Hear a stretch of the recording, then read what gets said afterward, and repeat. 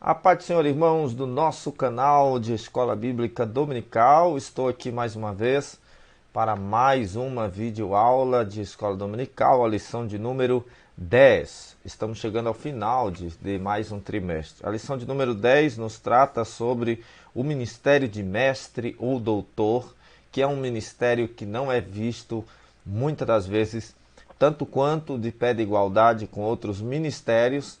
Por exemplo, às vezes o ministério de mestre não é visto como ministro do evangelho pelo fato de não ter sido ordenado a pastor ou a presbítero ou algo desse tipo, mas nós temos ele na Bíblia real, e o mesmo que fala dos outros ministérios é o mesmo que fala também do ministério de mestre ou doutor, aquele que recebe de Deus tal vocação.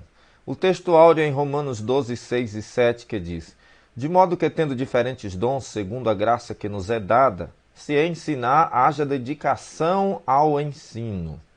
A verdade prática diz assim: os vocacionados por Deus para o ministério do ensino são por ele chamados para edificar a igreja de Cristo. Glória ao nome de Jesus. O ensino das Escrituras na igreja do primeiro século, como era? É sobre esses temas e também sobre o ensino hoje que nós vamos estar aprendendo. Nossa leitura bíblica em classe está em Mateus 7, em Atos 13 e em Romanos 12, e outro texto em Tiago, capítulo 3. Em Mateus 7, 28 a 29 diz: é necessário que,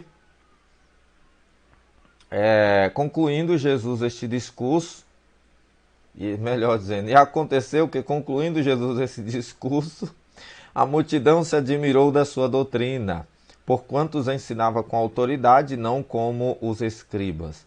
Atos 13. Na igreja que estava em Antioquia, havia alguns profetas e doutores, a saber, Barnabé e Simão, chamado Níger, e Lúcio, Cireneu, e Manaém, que foram criados com Herodes, o tetrarca, e Saulo. Romanos 12. De modo que, tendo diferentes dons, segundo a graça que nos é dada, se é profecia, seja ela segundo a medida da fé, se é ministério, seja ministrar, se é ensinar, haja dedicação ao ensino. Muitos irmãos, Tiago 3:1, meus irmãos, muitos de vós não sejais mestres, sabendo que receberemos mais duro juízo. Os propósitos com esta lição é de aprender que Jesus, o mestre da Galileia, é o mestre por excelência. É de identificar a ordem de Jesus aos seus discípulos para ensinar a igreja do primeiro século. E também é necessário e é objetivo que se saiba da importância do dom ministerial de ensinador na igreja local. Portanto, nossa palavra-chave é doutor ou ensinador ou mestre, que é a pessoa que manifesta sapiência, conhecimento, sabedoria. Jesus, ele é um mestre por excelência. Haja vista o título principal que vemos nas Escrituras, seja em relação a Jesus, durante sua vida e ministério, é justamente o título de mestre. Então, Jesus é aquele que desempenhara um papel de mestre. Os seus seguidores de discípulos, alunos. Jesus sempre fez ênfase, e a Bíblia sempre faz ênfase a esta condição, a esta questão, esta posição ministerial de Jesus em seu ministério, desempenhar de mestre. E ele é um mestre por excelência, o mestre da Galileia. Ele, doutor incomparável, percorria Jesus toda a Galileia, ensinando em todas as sinagogas e pregando o evangelho do reino. No ministério terreno de seus sermões, no ministério terreno de Jesus, com seus discípulos em seus sermões, foram sempre sermões que instruíam em relação à palavra de Deus. A dedicação de Jesus em seu ministério era zelando sempre pela instrução na sua palavra. Hoje nós temos acesso a muitos materiais, como este aqui e muitos outros, de ensino das Escrituras. Mas imagina no tempo de Jesus, aqueles homens simples na Galileia tinham que aprender. E Jesus não era apenas o mestre da Galileia, existiam muitos mestres, como os escribas e fariseus. O texto de Mateus nos diz a Bíblia que Jesus pregava com uma autoridade maior do que a dos escribas e fariseus. Ele não falava como eles, mas ele tinha autoridade, a sua maneira de falar e a sua maneira de ensinar. Isto fala da sua condição de inteligência, de conhecimento das Escrituras para o ensino e de didática para o ensino, da presença também do Espírito. Ele também era, além do mestre Galileu, um mestre divino. Em visita a Jesus, um mestre da lei, que foi Nicodemos, que havia se disfarçado, que era um dos 10 principais da sinagoga, que havia 10 principais. Esse Nicodemos era educado nas melhores escolas religiosas de Israel e grande conhecedor das escrituras hebraicas. Ele reconheceu em Jesus um personagem incomum do seu tempo. Mestre, tu só pode ter vindo de Deus. Esse mesmo fariseu, que era príncipe dos judeus, afirmou que o nazareno não podia fazer o que fazia se Deus não fosse com ele. E a indagação, a curiosidade de Nicodemos, que se disfarçou para ninguém saber que ele estava justamente indo ao encontro de Jesus, é que Nicodemos, meus queridos, ele é um judeu, ele era um líder judeu, e aí ele quer saber o seguinte, ele quer saber do Senhor Jesus se este é mesmo o Messias que muitos estão falando. E uma das características do Messias esperado é o conhecimento nas Escrituras. E ele fica maravilhado com o que ele ouve de Jesus. Lá na frente, a Bíblia, somente lendo a Bíblia com atenção, você vai descobrir que Nicodemos, ele converteu-se a Cristo, quando no pedido do corpo de Jesus para tirá-lo da cruz sem quebrar os ossos e sepultá-lo, lá está Nicodemos também intercedendo por Jesus. Quando na perseguição dos apóstolos, lá está Nicodemos também falando alguma coisa a respeito de Jesus. Então, nós temos Nicodemos como alguém que realmente converteu-se ao Mestre Jesus Cristo. Ele também é o mestre da humildade, a fim de ensinar as disciplinas da humanidade. Jesus levantou-se da ceia, tirou as vestes e, tomando uma toalha, cingiu-se. Depois pôs água numa bacia e começou a lavar os pés aos discípulos e a enxugá-los com a toalha com que estava cingido, em João 13, 4 e 5. Essa cena foi bem interessante e muito chocante para os judeus, porque este era o trabalho de um servo numa casa. A pergunta de Pedro descreve a perplexidade no versículo 6 daquele capítulo de João.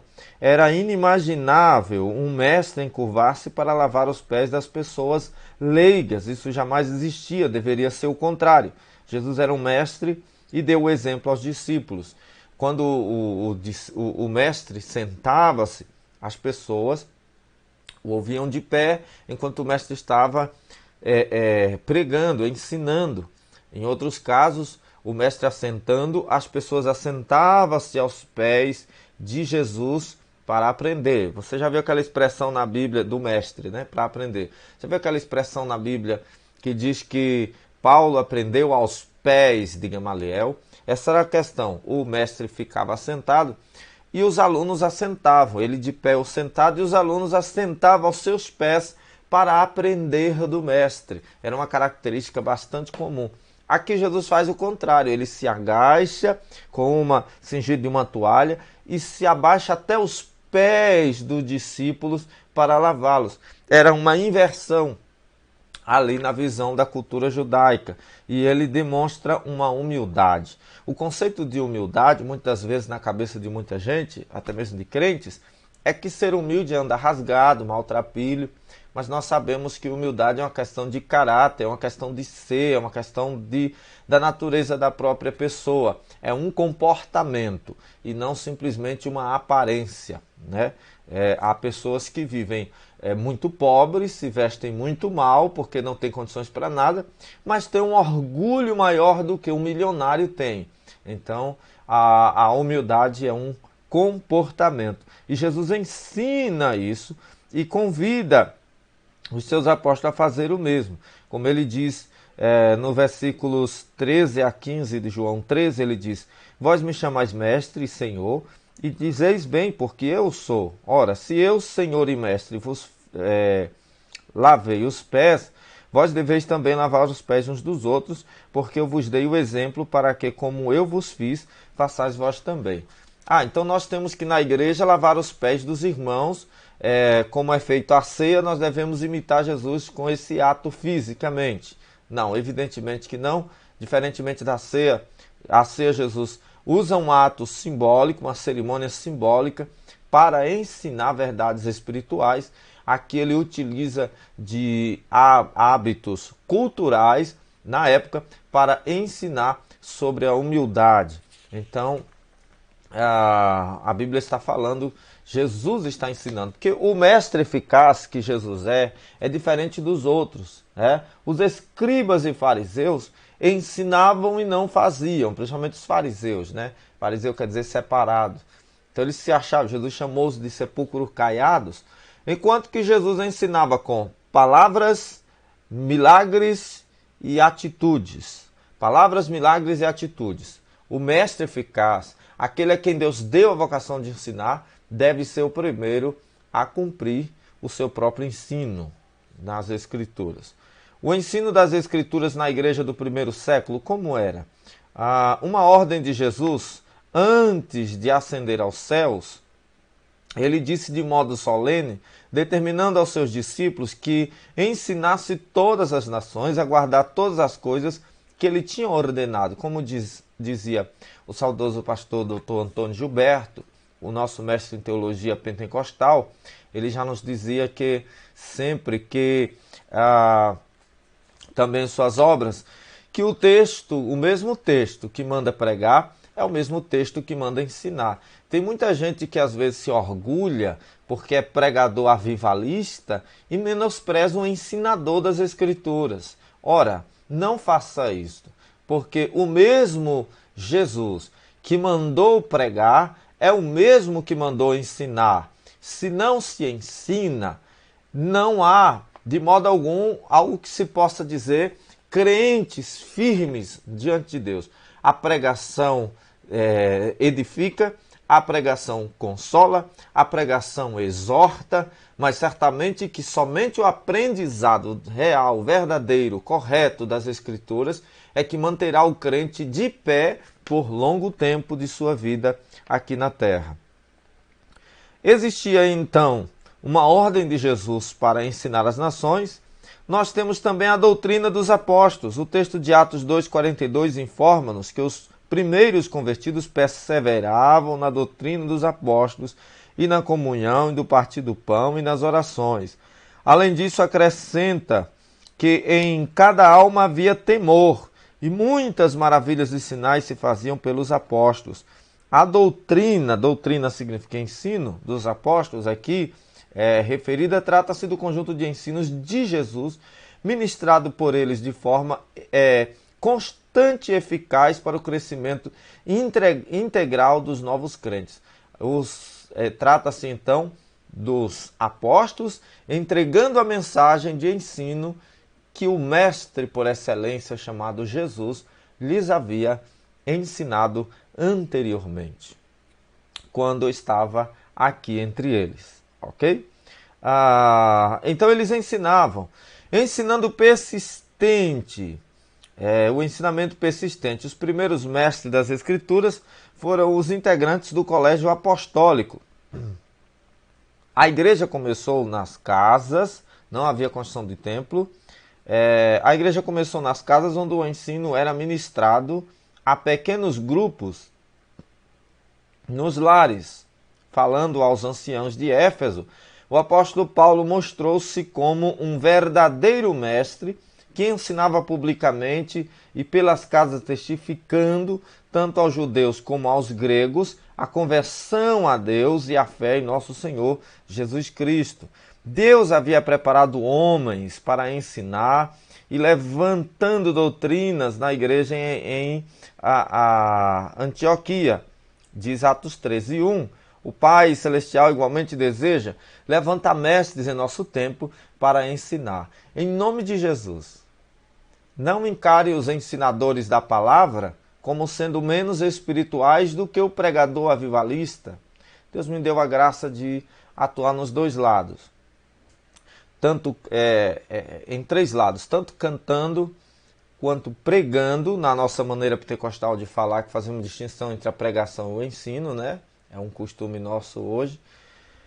Como também ensinando. Então nós fazemos essa diferença entre pregar, ensinar e cantar. E Deus me deu a graça de atuar nessas três áreas.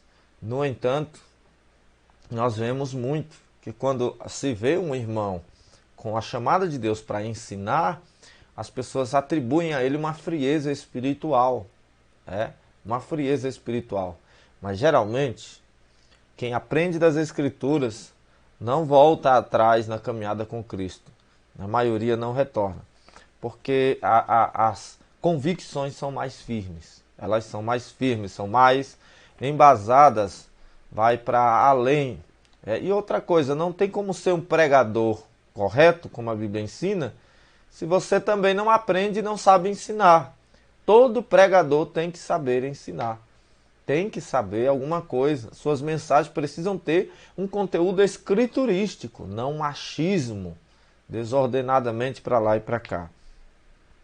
A importância do dom ministerial de mestre, então, é muito grande em nossos dias.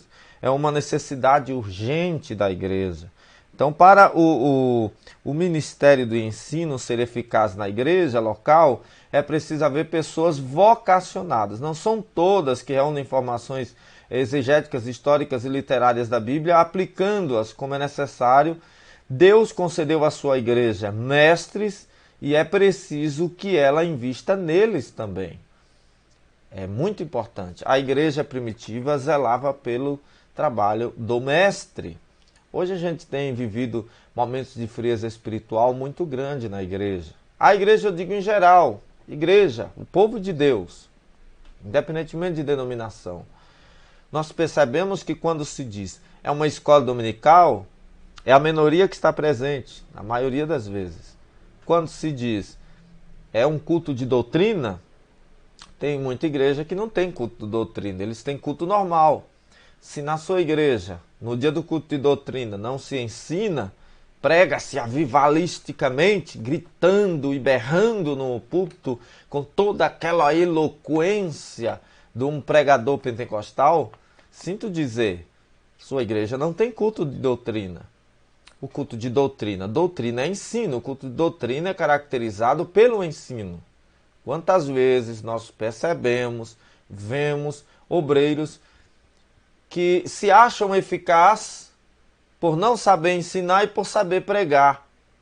Se é que sabe pregar. Porque quem não ensina, quem não tem vontade de ensinar, é porque não tem vontade de aprender. Quem tem vontade de aprender, consequentemente, sente desejo de ensinar. Até porque a melhor forma de aprender é ensinando, já dissera alguém. Então, isso é importante que seja dito. A responsabilidade de um discípulo, ou de um discipulado contínuo. Estamos acostumados a pensar que o discipulado termina quando o novo convertido é batizado. Não há nada mais equivocado do que isso. O Senhor Jesus chamou-nos para ser os seus discípulos por toda a nossa vida. Denominacionalmente, nós pegamos um hábito de chamar de discipulado apenas aquele momento em que nós estamos preparando as pessoas ao batismo nas águas, que é bom e convém fazer, é necessário. Mas nós somos discípulos de Jesus por toda a nossa vida aqui na terra. Até que Ele volte, seremos sempre discípulos de Jesus. E digo mais, na eternidade também o seremos, porque a Bíblia diz que lá, muito que não sabemos hoje, nos será revelado lá, nos será ensinado lá. Preciosas coisas maravilhosas que estão escondidas na palavra do Senhor e que também estão lá na eternidade nos aguardando para o nosso conhecimento. Glórias ao nome de Jesus. Requisitos necessários a um mestre, quais são? Número 1, ele precisa ser um salvo em Cristo. Tem muita gente querendo falar da Bíblia, mas não é salvo em Cristo. Muitos deles são até desigrejados, eles pregam Eles fazem um desserviço ao Evangelho. Aqui na internet nós vemos muitos irmãos fazendo um desserviço ao Evangelho, pregando contra a igreja, pregando contra ser um dizimista, pregando contra a fidelidade ao Senhor, pregando contra uma vida casta, pregando a favor de hábitos e comportamentos próprios de quem não conhece a Cristo. Então é um negócio muito sério. Então o mestre precisa, em primeiro lugar, ser um salvo em Cristo, para poder ministrar o ensino de salvação aos outros, pois Jesus deu ordem à igreja, aos salvos, para fazê-lo. Outra coisa que é importante, que muitos não querem, é que o que é dedicado ao ensino precisa ter o hábito de ler. É muito comum vermos pessoas com palavras de desculpas que não agradam a Deus e que no tribunal de Cristo, se lá chegarem, pois só chegarão salvos, irão pagar um alto preço, ou serão arduamente repreendidos pelo Senhor da Seara, que é aquele velho hábito de dizer: não vos preocupeis, na hora Deus dá, eu não tenho que estudar, eu não tenho que ler a Bíblia, isso é para teólogos, isso é para não sei quem. Não, irmãos. Quem tem vocação para ensino, recebe do Espírito no seu coração um chamado. Ele é intimado por Deus, olha a expressão. Ele é intimado por Deus a ensinar, a se dedicar a ler. Nós temos textos na Bíblia que ordenam isso, como em 1 Timóteo, em 2 Timóteo, que o apóstolo Paulo ensina ao seu discípulo Timóteo o hábito de ler. E detalhe, você viu que Jesus na sinagoga de Nazaré, ele abre as Escrituras com muita facilidade em Isaías, e lê Isaías 61, o Espírito do Senhor está sobre mim, ele me ungiu. Ele abre imediatamente, com 12 anos ele estava entre os doutores, aí você vai dizer, mas aí era Jesus. Querido, Jesus, como estava aqui em forma humana, a proposta divina é que Jesus fosse o segundo Adão. Então ele se torna o segundo Adão. Como homem, ele teve que aprender. Como homem, ele teve que ouvir os outros. Como homem, ele teve que buscar as Escrituras, sua própria palavra. Ele foi buscar e ele tinha um conhecimento. Na época, o trabalho o trabalho literário era assim, né? Era o rolo. A palavra livro. A palavra livro é a mesma palavra rolo. Então você tinha que desenrolar um lado e enrolar o outro para ler. Não existia capítulo, versículo, nem pontuação naquele idioma. E Jesus abre automaticamente as Escrituras onde exatamente queria ler. E lê aos ouvidos do público que ali estava. Uma intimidade com as Escrituras merecedor de grande destaque no ministério de Jesus. E aí nós vemos que Paulo e outros também se dedicavam. Não pense você que Paulo agora já veio pronto porque estudou aos pés de Gamaliel. Paulo, ele estudou aos pés do Gamaliel a visão do farisaísmo.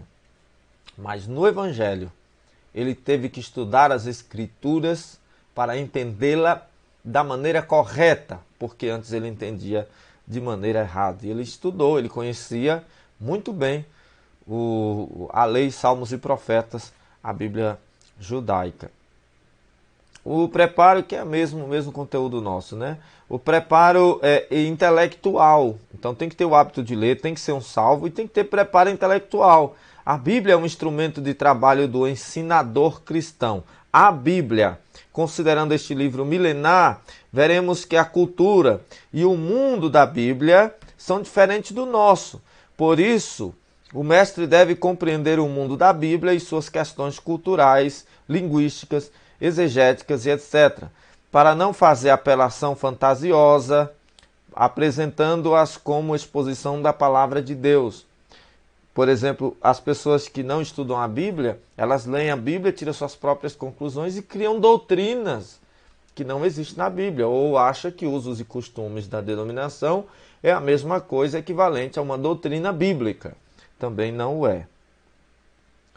É preciso também ter preparo intelectual, então, que é buscar nos livros, buscar em obras confiáveis, para que ele possa estar aprendendo das Escrituras. Foi assim que homens de Deus ganharam milhares e até milhões de almas no passado. E não pense você que os apóstolos viviam somente com jejum e oração sem as Escrituras. Não se deve estudar as Escrituras sem orar e não se deve orar sem também ter o hábito de ir às Escrituras. Então, adquira materiais, estude a palavra de Deus, para depois você ensinar a palavra de Deus. Um coração em chamas. É necessário ter um ensinador, paixão pelas almas. Martin Lloyd Jones dizia que a verdadeira pregação era teologia em fogo. É vontade de Deus que o vocacionado ao ensino utilize os avanços das ciências bíblicas para pregar a palavra de Deus na força do Espírito Santo. Precisamos alcançar as mentes e os corações dos nossos dias, e isto apenas será possível quando tivermos obreiros com uma mente bem preparada e conectada a um coração em chamas e apaixonado por Jesus, pela obra de Jesus. Então, o dom ministerial de mestre é uma necessidade para a igreja local hoje e uma responsabilidade para um discipulado permanente.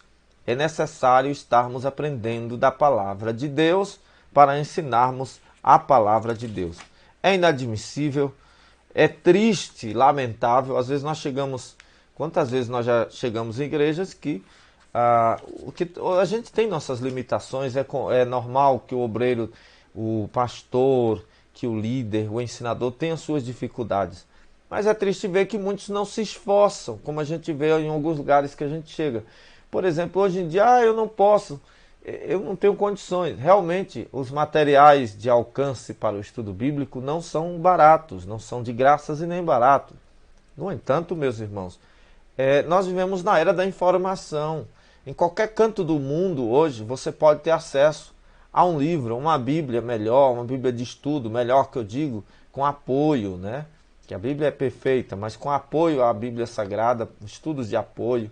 É uma questão de se dedicar, de se colocar à disposição e de se esforçar. Evidentemente, se Deus te deu a vocação, você não vai se conformar com as tuas limitações e vai correr atrás do teu sonho ministerial, ou seja, da tua vocação ministerial. Deus continue te abençoando. A próxima lição nós falaremos sobre o presbítero, o bispo ou ancião da Igreja do Senhor.